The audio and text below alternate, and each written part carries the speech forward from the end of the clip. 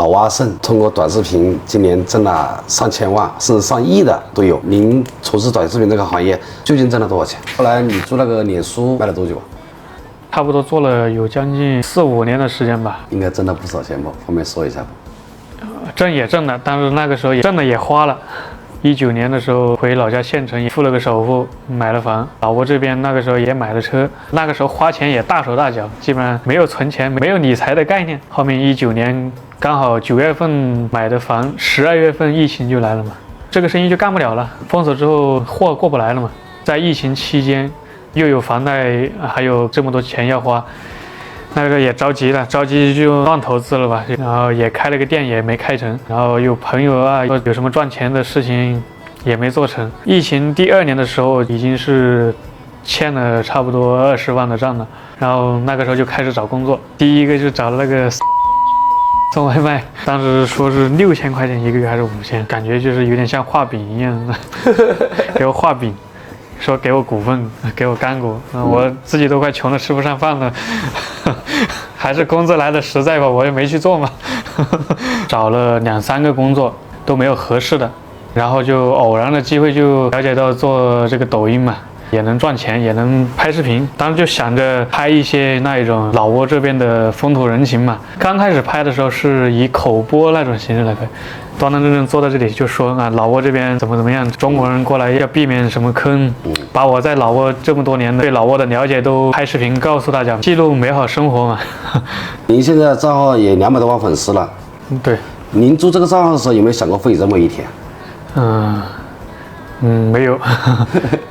现在不是很多国人来老挝寻找爱情这些的，您对这个事情怎么看？我表示理解吧。因为国内数据统计还有3000万男人单身，不是吗？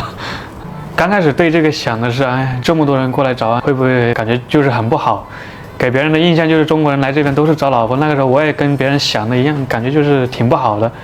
后面接触的多了，慢慢的也能理解了，因为毕竟终身大事，你说到了那个年龄找不到也是着急嘛。也有很多过来这边找，也有找到的，也有找不到的，但这个得看缘分吧。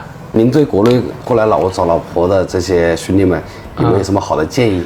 建议就是，如果能在国内找得到，那就最好还是在国内找，因为毕竟来老挝这边找，语言也不通，生活习俗也都不一样。如果是说国内实在找不到了，没办法了，要来老挝这边试一试了，想来看一看，碰碰运气，看能不能找到了。还是建议大家就是要稍微注意点，别被骗了吧，因为这边有被中介骗的也有不少。怎么样可以提高成功率？那主要还是得在这边待，要学一点老挝语，慢慢尝试融入到他们的生活中去吧。假如说完全融入不了，语言又沟通不了，那成功率就比较低了。来老挝这么多年了，有没有遇到一些比较难忘的事情？那就比较多了。首先第一个就是那个时候16岁，那胆子也大，带着2000块钱就从我老家邵东就坐大巴车中转了2趟来到老挝，而且到了老挝只有1000块钱，我觉得挺牛的那个时候。还有一些难忘的事情就是那个时候不是卖网嘛，那越南人喜欢欠账嘛。去要他们的账，那个时候也是特别的难要。你觉得越南人做生意跟老挝人做生意，你所感觉的，哪边的生意要好做一点？越南人能吃苦，感觉他们就像只要有一点点利润，他们就会干，而且特别能吃苦。老挝人跟越南人打交道的话呢，哪边好打交道一点？感觉老挝人好打交道一点，老挝人更淳朴一点吧。而且那个时候好像是，其实老挝人好像心里有点畏惧越南人了。因为老挝人说话都是轻声细语，越南人说话都是就是这样叫好大的声音，比较凶。我记得那个时候2个越南人欠了我200万的账，一直拖着，那个时候去他家里面都要搬他的电视机、搬冰箱的，后面也是要回来了。还有就是难忘的就是开货车出去家里面摆地摊，那个时候我对车子也不懂，那能塞多少我就塞多少。一个小货车往死里塞，能装多少件，装的越多，赚的钱就越多嘛。那个时候下坡有一次刹车失灵了，差点就是小命都没了。那一次的话也算是大难不死吧。一个很长的下坡，刹车片已经就是磨软了，已经刹不住，刹车没有用了。又是晚上11、2点钟，又在山里面，而且又刹车失灵，那一晚上是很难忘的。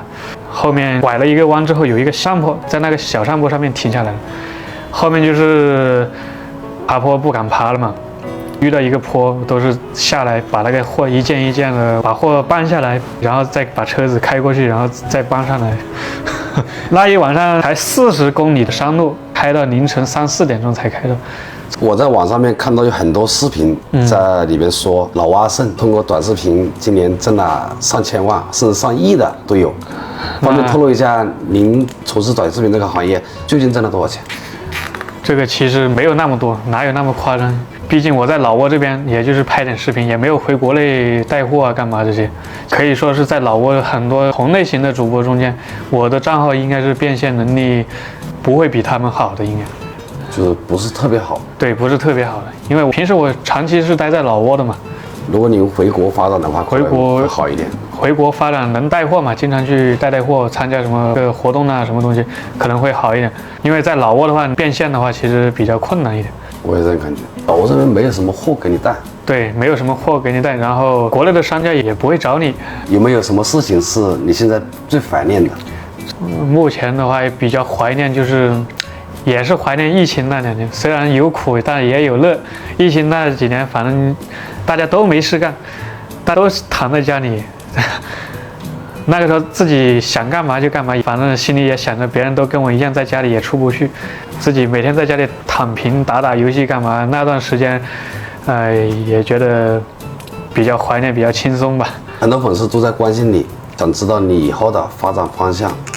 方便透露一下吗？目前应该是走一步看一步了，发展方向还是继续把自媒体做好吧，然后看发展一下一些实业吧。